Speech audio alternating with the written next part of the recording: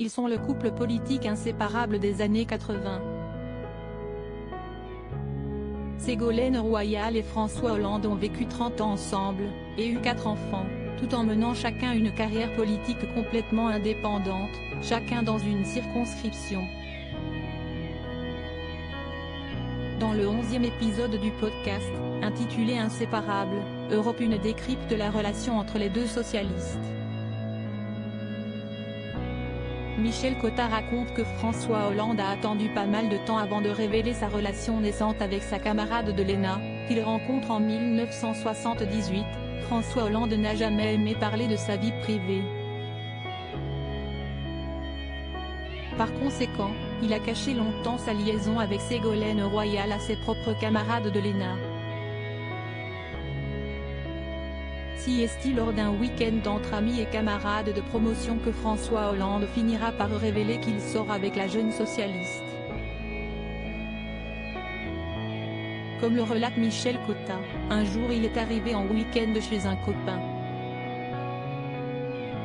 Le copain lui a dit « Tu viens seul ?» Il a répondu « Non, j'amène Ségolène ». Ce copain s'avère être Michel Sapin, futur ministre des Finances. En 2007, en pleine campagne présidentielle menée par Ségolène Royal, celle-ci apprend l'infidélité de son mari, et met fin à leur relation. Le couple aura tout de même marqué un tournant dans la façon dont sont perçues les femmes en politique. Ségolène Royal et François Hollande. Ségolène Royal, rancunière. La fin de l'histoire entre François Hollande et Ségolène Royal a un goût amer.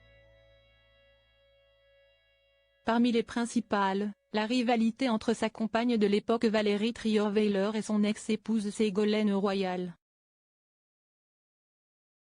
Valérie Trierweiler a quand même une sorte de complexe vis-à-vis de Ségolène Royal, analyse a posteriori la journaliste politique Michel Cotta dans cet épisode. Ségolène Royal aurait même glissé à Michel Cotta une petite phrase assassine au sujet de Valérie Trierweiler, la nouvelle compagne de son ex-mari et père de ses 4 enfants. Elle a beau dire et beau faire, le couple, ce sera toujours François et moi, aurait-elle piqué.